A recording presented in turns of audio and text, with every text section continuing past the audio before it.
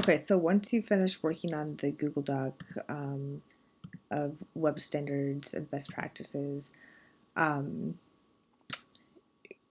you're basically going to practice identifying where a website doesn't practice these, web standards for accessibility and best practices. So this is kind of a second activity, and you're going to go to a really horrible website.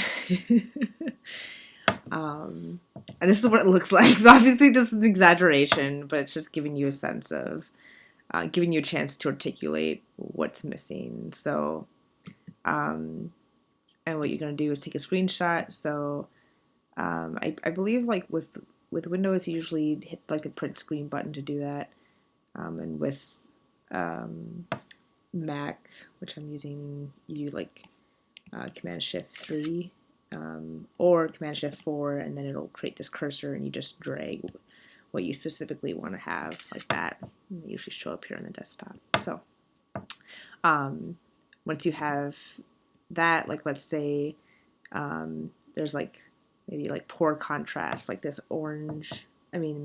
Orange is brown with this blue is really bad contrast. So I might, take yet another screenshot of that, and then I'm going to go, as the instructions tell me, go to the access violation channel in Slack. You sometimes have to like search for the channel, so I just start typing in access violation. It pops up. The channel pops up, and then I would add here. Let's see. Click the plus button, and then upload your screenshot there. And then I would describe, it violates such and such, having to do with visual impairment, why it's important. So that's basically that. Okay. Once you've done that, so I guess pause the video now, do that. Shouldn't take you very long, but once you're done with that, come back, unpause it, and I'll tell you about Module 2.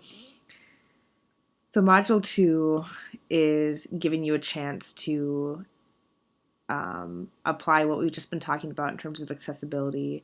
You're going to be doing a more sophisticated version of what you just did. So I'm going to go ahead and click on this link here and show you Module 2.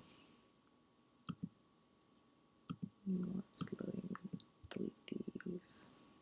Oops. Okay. So Module 2. By the way, this is also available on the home page. Modules are here in the home page. So I'll let you read through it. So go ahead and pause it and read through it.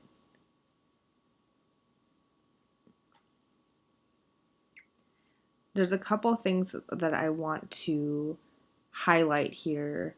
One is that notice that the entire report should be directed to the person or people who designed the website you're analyzing. So let's say I'll look at like Minnesota, for instance. So sorry for the slow internet. So here's the website, and you're basically going to go back to the list that we created, which is linked here as well. And it won't have anything yet because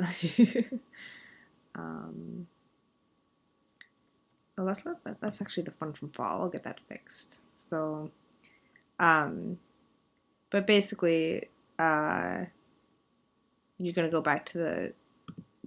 I'm just gonna go to it from here. Sorry.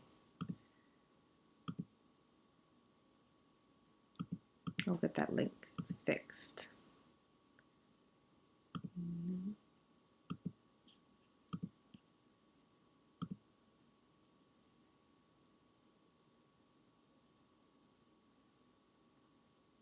So you need to kind of, once this is filled out, familiarize yourself with what what does an accessible website look like in terms of coding, design, etc., and then test it out. You should be able to then identify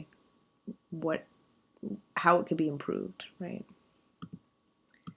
So module 2 is basically, it's an analysis, but it's also a proposal for here's how you can make this website more accessible. And it's directed to, in this case, the designers of the Minnesota voter registration website.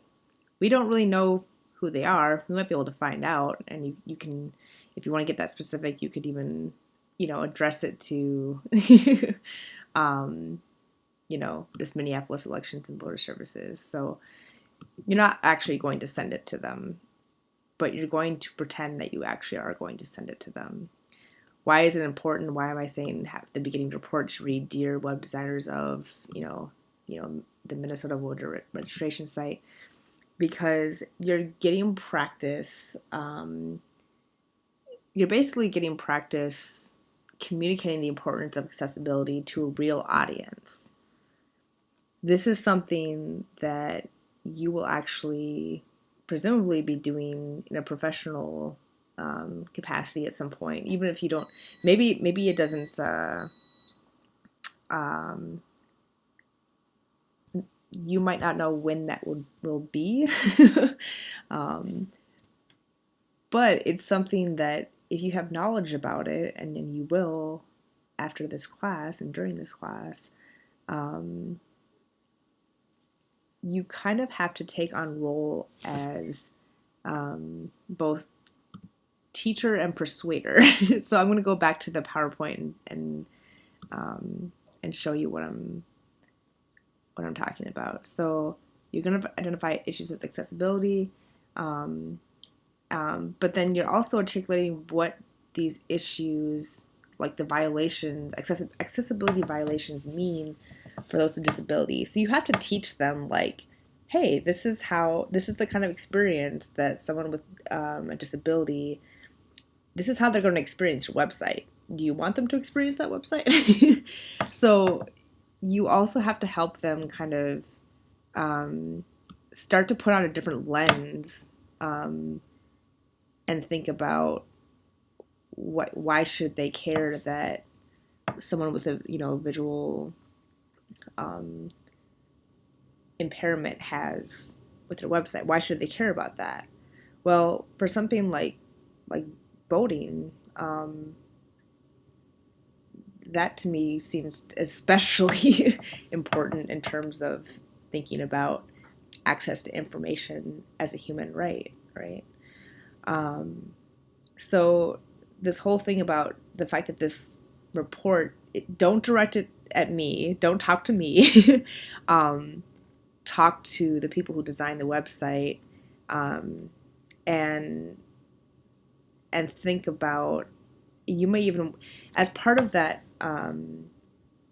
task of persuading them, you might even want to think about your own position, kind of back to what we were talking about earlier with, if you're a designer, how does accessibility and tending to the fact that access to information should be a human right, how do you connect with that personally, and then how can you then help someone else adopt a similar philosophy of caring about making